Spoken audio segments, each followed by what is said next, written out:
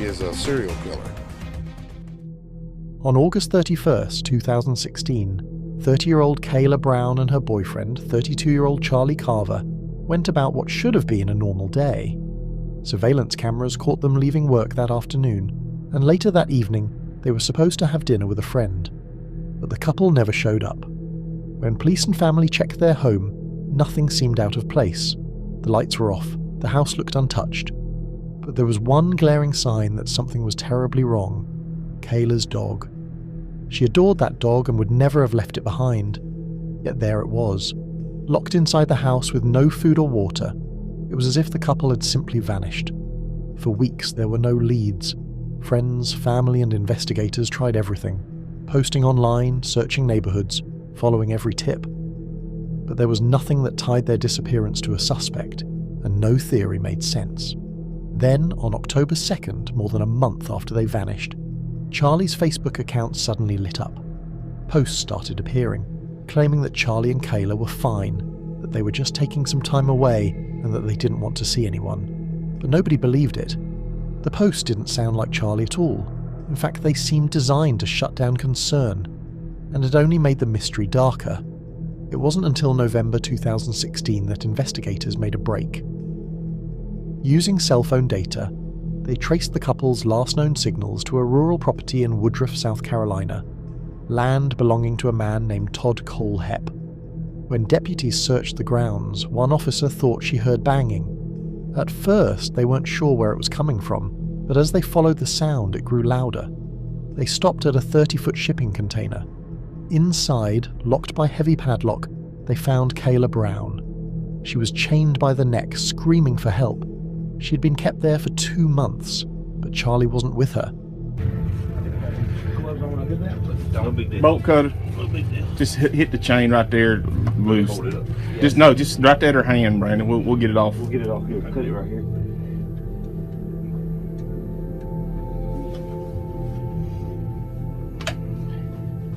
Do you know where your buddy is? Charlie? Yes. He shot him. He shot him? Who did? Todd Kohlhepp shot Charlie Carver 3 times in the chest, wrapped him in a blue tarp, put him in the bucket of the tractor, locked me down here, and I never seen him again. Okay. He says he's dead and buried. He says there's several bodies dead and buried out here, and he says that the dogs will be ruined if they go looking because there's red pepper. We're going to step you up, sweet. Because there's what? Red pepper. Okay. Tell the dog people that. He says No, there's pepper everywhere around the car. Kyla told investigators that Todd had shot Charlie 3 times in the chest, wrapped him in a blue tarp, and hidden the body in the bucket of a tractor. She also revealed that Todd had shown her graves of other victims to scare her into obedience. With Kayla's rescue, police immediately arrested Todd Kohlhepp. Over here, all right? My sergeant served a search warrant on your property. Okay? We have Kayla. We have Kayla in your property. She was locked in a container. Okay? She has told us that you shot and killed Charlie. Okay, so at this time, I'm gonna need you to stand up and put your hands behind your back. He's already handcuffed. Okay. You're under arrest right now for kidnapping. All right, they're continue to search your property. They're gonna continue, they got cadaver dogs down there. Okay, if you wanna help yourself, tell me where Charlie's at so we can go find his body. That's pretty much where we're at right now. Do you want to help yourself and tell me where the body's at so we can go recover Charlie's body? No, sir. You don't want to? No, sir. Okay. Why'd you shoot him? I didn't shoot anybody, sir. Okay, why'd you lock her in a container in your property? I was talking. She's on your property right now, locked in a container. They just got her out of they call it a Shipping container. Connex box. She was locked in a container in a Connex box. They got her. We have investigators. We have like 20 investigators on your property right now. And they have found her in the Connex box. So she never left your property. Okay, you locked her in the Connex box, and she has told investigators that you shot and killed Charlie. Okay, so I'm trying to give you an opportunity to help yourself and help us, help you find this body. Because she's saying Charlie's body, you buried Charlie's body on that property. So you're saying you didn't lock her up, you didn't put her in the Connex box or anything? Probably a good thing. Go ahead and put him in the back of your car. Sir. Yes, sir. I will accept that. Okay. I'm not resisting. Okay. Stand up for me. Will you? Stand up for me. Yes, sir.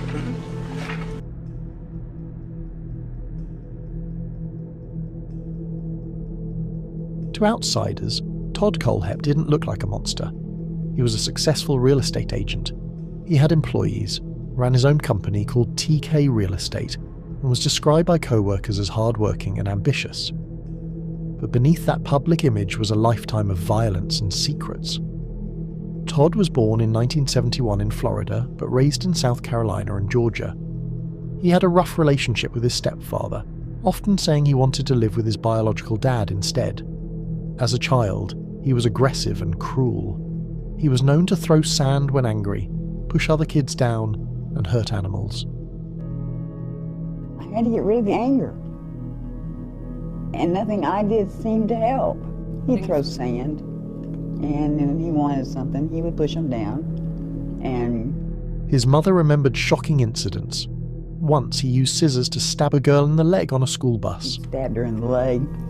Not much. I mean, it didn't go deep. When Todd Kohlhepp wanted a gerbil, he killed his goldfish. I just let him have it about Cloroxing the goldfish. Another time, when he wanted a gerbil, he killed his goldfish. He even smashed his own furniture with a hammer. By 1983, Todd had moved in with his biological father in Arizona, and just a few years later, his violent tendencies exploded. In 1986, at age 15, Todd lured a girl who was babysitting her siblings outside. At gunpoint, he forced her into his house, tied her up, gagged her, and sexually assaulted her. He reportedly had a crush on the girl and claimed he wanted her to be his girlfriend. Shot her, and he wanted her to be his girlfriend.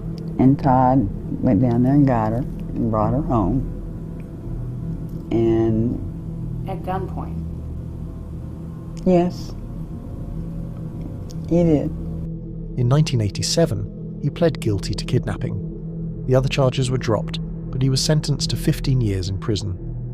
While serving his time, Todd earned a bachelor's degree in computer science. When he was released in 2001, he moved back to South Carolina to live with his mother. But prison hadn't changed him. In November 2003, Todd walked into a motorcycle shop in Chesney, South Carolina. He was interested in buying a bike, but apparently struggled to ride it. When he tried to return it, the employees laughed and refused. Todd didn't take humiliation well. He pulled out a gun and murdered all 4 employees. The case went cold and stayed unsolved for years, until Todd finally confessed after his arrest in 2016. Between 2014 and 2016, Todd left more than 140 Amazon reviews for items like knives, tactical gear, and shovels. They weren't just normal product reviews, they were practically confessions. After Kayla's rescue, investigators searched Todd's land. They found Charlie Carver's body, Megan Hoxie and her husband, and a cache of weapons. Suppressed pistols, rifles, and thousands of rounds of ammunition. There were no legal records of these purchases. Kayla also told police that Todd had killed Charlie right in front of her, then took her on tours of graves to terrify her. When confronted, Todd confessed not only to the motorcycle shop murders, but also to killing Megan and her husband. Went and sat on a few bikes, did my usual basic stuff for time, and doing my best to make sure that the paying customers were not there. Collateral damage is not cool. Kind of funny. Kayla put on her paperwork when she was writing stuff out to me that she found a killer with a conscience and a kidnapper with morals, whatever the hell that meant. You remember that? Yeah. After she said, I spent a lot of time thinking, going, wow, kind of, okay. I cleared it in under 30 seconds. You what now? I cleared that bill in under 30 seconds. You guys would have been proud. I'm sorry, but you guys would have been proud. Have you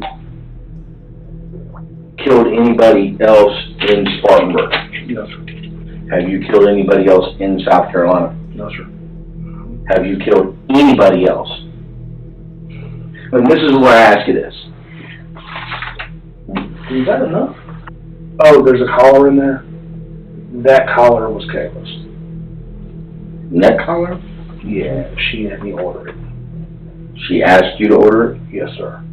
And in 2018, Todd claimed he had buried 2 more victims near Interstate 26.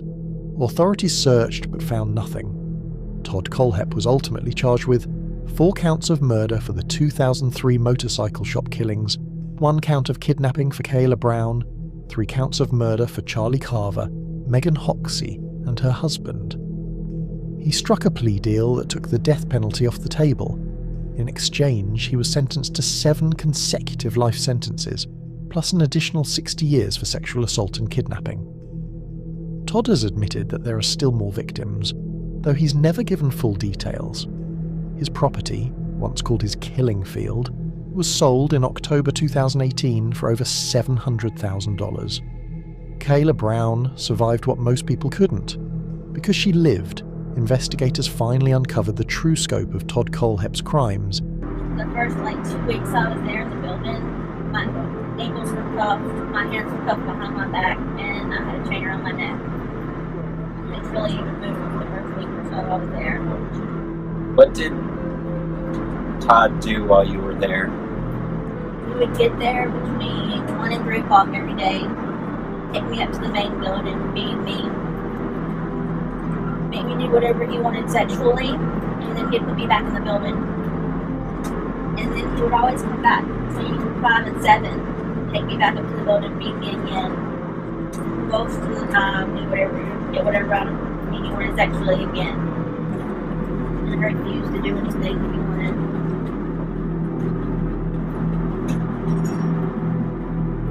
If I said no, he didn't force himself on me. He said he didn't believe in rape, but he made it very well known why I was there, and if I wasn't useful, that I wouldn't need to be kept any longer, and that he would shoot me. Did he ever tell you how many people he's killed out there? Story-wise, he told me about 4.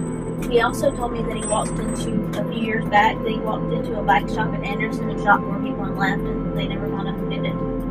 He liked to brag that he was a serial killer and a mass murderer. He said he was going to kill more people because he had dreams of his body count being in 3 digits. He said right now it was still high 2 digits. He said if I was a good girl, he'd teach me how to kill, and I couldn't be his partner.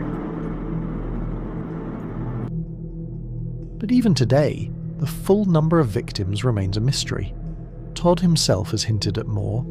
He's admitted there are names and bodies he hasn't revealed, and some investigators believe him. After all, his property was littered with graves, weapons, and secrets no one expected to find.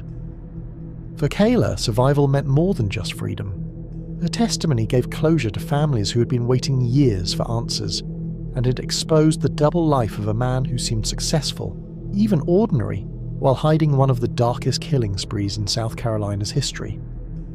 But closure doesn't always mean peace. Charlie Carver's family will never get him back. The Hoxie family lost both Megan and her husband in one night. And the motorcycle shop victims remained a cold case for over a decade, until Todd's own words finally tied him to the crime. Todd Kohlhepp will never leave prison. He'll spend the rest of his life serving 7 consecutive life sentences, and yet he still holds the power of unanswered questions. How many others were there? Where are they? And why does he still keep those secrets to himself?